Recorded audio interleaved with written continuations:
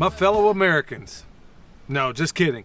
Anyway, this is Billy from Perma Pastures Farm, and we're going to talk about something today I've kind of touched on before, and it's also got a preparedness quotient in it as well.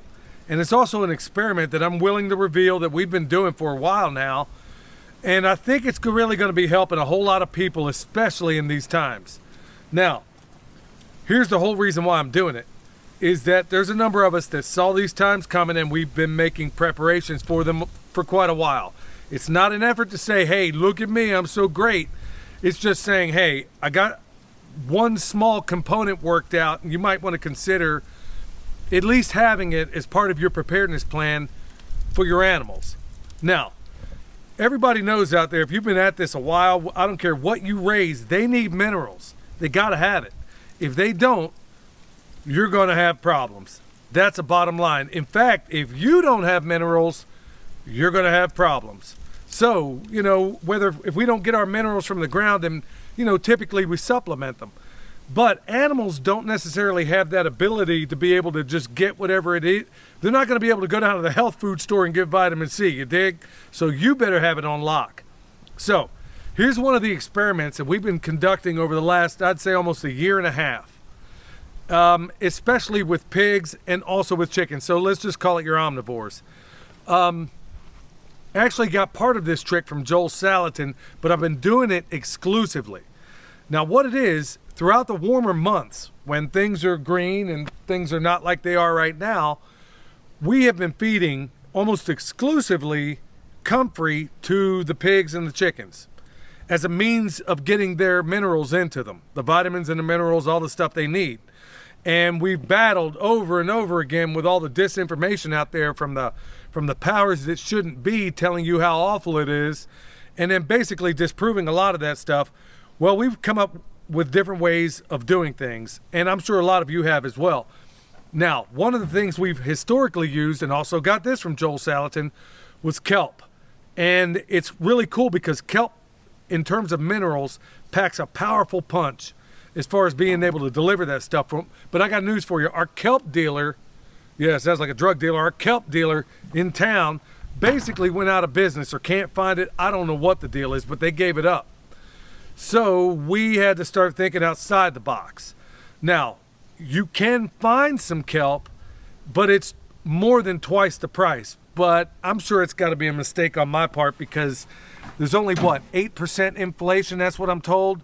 Even though it used to be $40, now it's over, it's 120, okay? So it's hard to find, and when you can, it's more than double the price. So that's a problem. Here's something we've been doing. Now, through the warmer months, like I said, we've been using comfrey. But through the colder months, this is what we've been using. And I'm going to show you how I've been doing it. Right here, we now got the fireplace going, and we're at a place. We retrofitted the house. We talked about it, I think, last year. We retrofitted the house to be able to run on wood heat, okay? And as you can see around me, there's lots of wood, and there's a whole lot of dead wood up the side of this mountain that you can't see right now. A lot of that stuff has to come down, and basically it's been coming down. It's the whole reason we rented this thing, was to get all this wood and some of the, this is stuff we should have done months ago. But it's so dry, and a lot of it's vertical, and it's actually working out quite well. Well, with any wood system, you're gonna have ash, and you're gonna have some of this other stuff that's left over. Let's take a look at it. Here's a little method I came up with in the past. Let me just kind of cover this as far as how I do it. I basically got this from the fireplace last couple of days. This here is just some hardware cloth, 1/2-inch holes in it. But I got this here that I got from the Asian store that I go to every once in a while. Well, anyway, I would take these ashes and basically stick it in here, like so. I can be way more, whereas when I gotta use this and this, it takes a while, okay? Well, I'm gonna show you the new revised method of doing this. We're gonna walk this thing all the way through, so you're gonna wanna check it. And we're gonna do the shake, shake, shake all the way through this thing, because it's got those little holes in the bottom. 1/4 inch on one side, a little bit longer on the other. And then check this out, in just a matter of no time at all, I got all this charcoal in here, you dig? How cool is that? Now I'm gonna take it. Now I got some smaller pieces in here I could do something with. The smaller pieces I'm going to use for the chickens. They will mess with it, okay, if they needed it. But we're just going to talk about the pigs. So I could take these big ones right here, use them for the pigs. I could even use these smaller ones for the pigs, but I basically got them here. And we're going to dump it down in there. So here it is down in that bucket, and I can go give that to the pigs. This here, another good thing for this ash, I mean, I've actually done a video before on all the wonderful things you can do with this stuff that comes out of the fireplace. But with the ash, you can also mix it with sand, and it makes a pretty cool dust bath for your chickens. So here it is. I'll deal with this stuff in a little bit. But like I said, the pigs, we had a couple of ways we can go about it, and we do. We usually make comfrey hay, and we talked about that a while back, where we take those leaves of comfrey, lay them out, dry them out, bundle them up, and you know, basically we can feed that. In fact, for some reason, Michelle was trying it this morning, some of the animals actually like it better for some reason. They prefer it. In fact, your bovines typically don't want to mess with comfrey when it's fresh, but when you dry it, they like it a whole lot more. In fact, Coco down there, we put mineral out there for him to eat. We use this high quality powdered mineral, and I kid you not, we could do a side-by-side comparison if anybody wants to see it, and we could take comfrey and lay it on the ground. He will eat that comfrey, and he will only eat the mineral if there's no comfrey. So this stuff works. I'm not saying this to sell comfrey, because right now, I mean, we got some, it's getting long in the tooth, but right now, this is how we're going to get through the winter, getting the necessary minerals that we need for our pigs. In fact, we're going to go on, walk up this mountain, and show you exactly how much they do like it.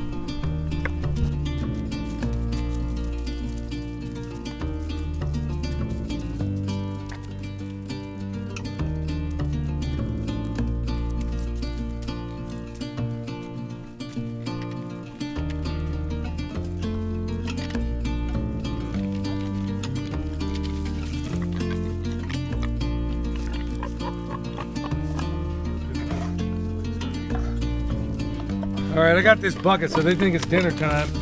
And it ain't, pig. You got to go. Anyway, they're back there eating that. One of them is right now. As soon as I get out of here, they're going to go to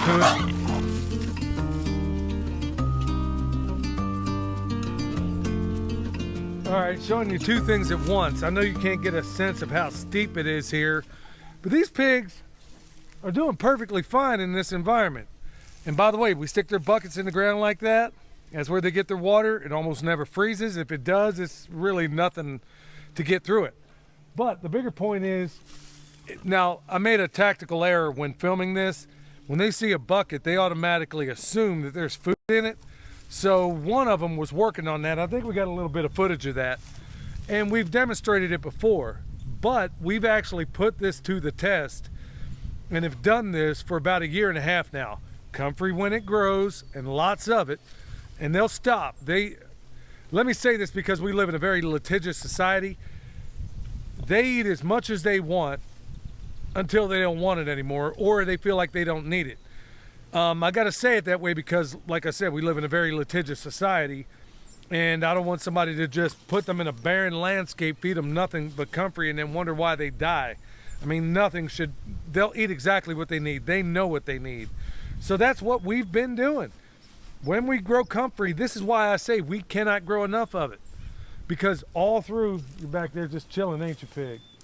Yeah, it's about time to put him in the freezer.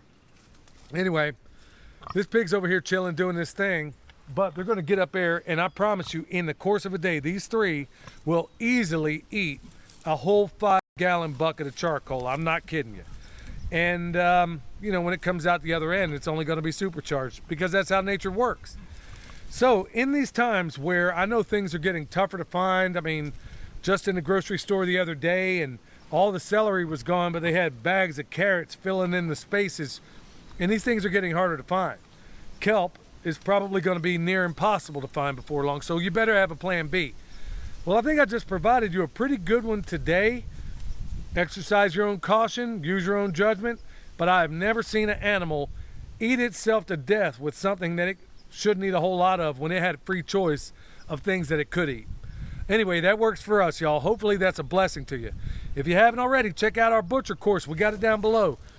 If you need comfrey, bone sauce, anything like that, also go to the website. Anything you need, we got it down below, y'all.